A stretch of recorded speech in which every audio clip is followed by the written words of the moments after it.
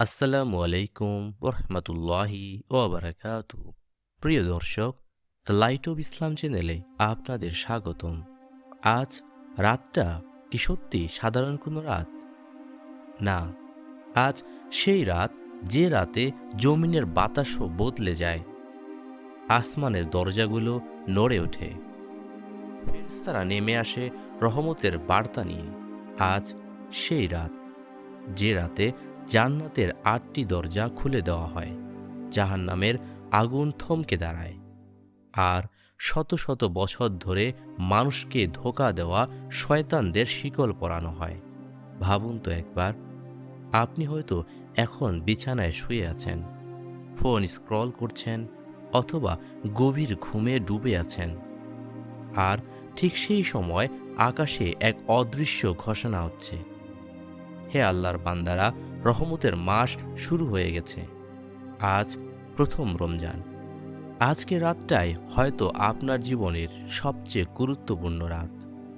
আজকের রাতটাই হয়তো আপনার গুনাহ মাফ হওয়ার রাত। আজকের রাতটাই হয়তো আপনার ভাগ্য পরিবর্তনের রাত। কিন্তু ভয়ঙ্কর একটি প্রশ্ন আছে, যদি এই রমজানটাই আপনার শেষ রমজান হয়?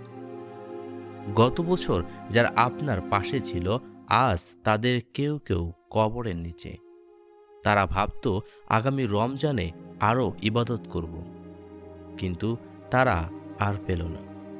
আর আপনি আপনি কি নিশ্চিত আগামী বছর এই রাত আবার পাবেন?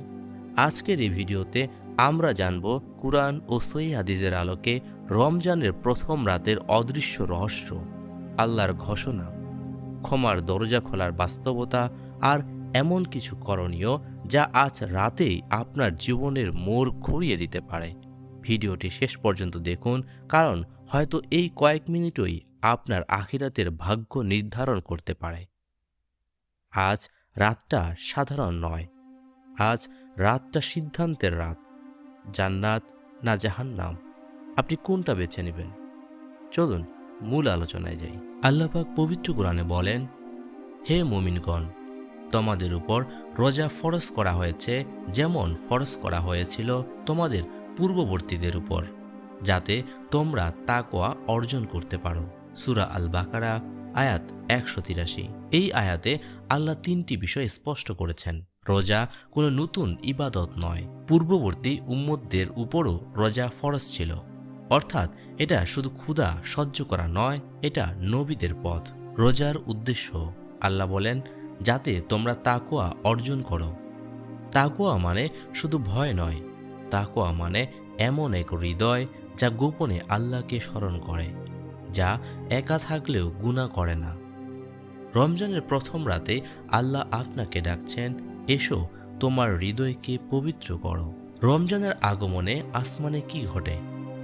রাসূল সাল্লাল্লাহু আলাইহি সাল্লাম বলেছেন, যখন রমজান আসে জান্নাতের দরজাগুলো খুলে দেওয়া হয়, জাহান্নামের দরজাগুলো বন্ধ করে দেওয়া হয় এবং শয়তানদের শিকল পরানো হয়। সহিহ আল বুখারী।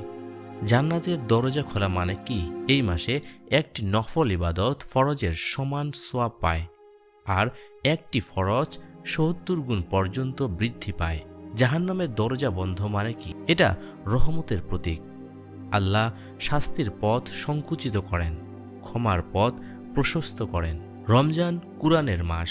আল্লাহ বলেন, রমজান মাস যে মাসের কুরআন নাজিল করা হয়েছে, যা মানুষের জন্য হেদায়েত এবং সত্য মিথ্যার পার্থক্যকারী। সূরা আল বাকারা আয়াত ১৮৫।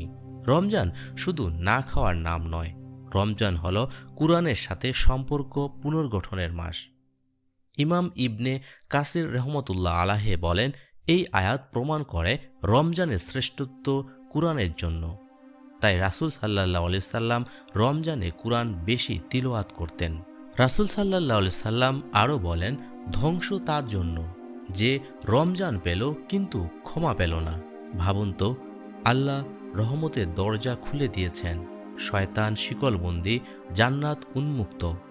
তারপরও যদি কেউ গুনাহে ডুবে থাকে, তাহলে সে কত বড় হতভাগ্য। রমজানের প্রথম রাতেই আল্লাহ সিদ্ধান্ত নেন কে তার দিকে ফিরে আসবে আর কে গাফেল থাকবে। আজ প্রথম রাত, হয়তো এই রাতেই আপনার নাম জাহান্নাম থেকে মুক্তদের তালিকায় লেখা হতে পারে, অথবা অবহেলার কারণে সেই সুযোগ হারাতে পারেন। রমজান শুধু ক্যালেন্ডারের একটি মাস নয়, এটা আখিরাতের সুযোগ। আজকের রাত হয়তো আপনার জীবনের সবচেয়ে গুরুত্বপূর্ণ রাত, রমজানের প্রথম রাত। রহমতের দরজা খুলে গেছে, জান্নাত অপেক্ষা করছে, শয়তান শিকলবন্দি, আর আল্লাহ ডাক দিচ্ছেন, হে আমার বান্দা, ফিরে এসো। আমরা জানি না আগামী রমজান আমরা পাবো কিনা।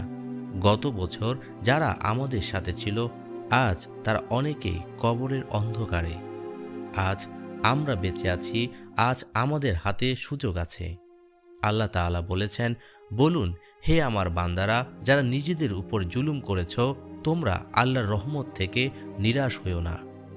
সূরা জুমার আয়াত 53। এটাই রমজানের বার্তা। নিরাশ নয়, প্রত্যাবর্তন। গুনাহ নয়, ক্ষমা। অবহেলা নয়, ইবাদত। আজ সিদ্ধান্ত নিন, এই রমজান শুধু ক্ষুধা সহ্য করার মাস হবে না, এই রমজান হবে আত্মার পরিবর্তনের মাস। যদি এই ভিডিওটি আপনার হৃদয়ে একটু নরমতা এনে থাকে, তাহলে আজ রাতেই 2 রাকাত নামাজ পড়ে আল্লাহর কাছে কাঁদুন। আর যদি মনে হয় এই বার্তাটি অন্য কারো জীবন বদলাতে পারে, তাহলে শেয়ার করুন। আল্লাহ আমাদের সবাইকে এই রমজানের প্রথম রাতেই মাগফিরাত ও জান্নাতের পথে লিখে দিন। আমিন।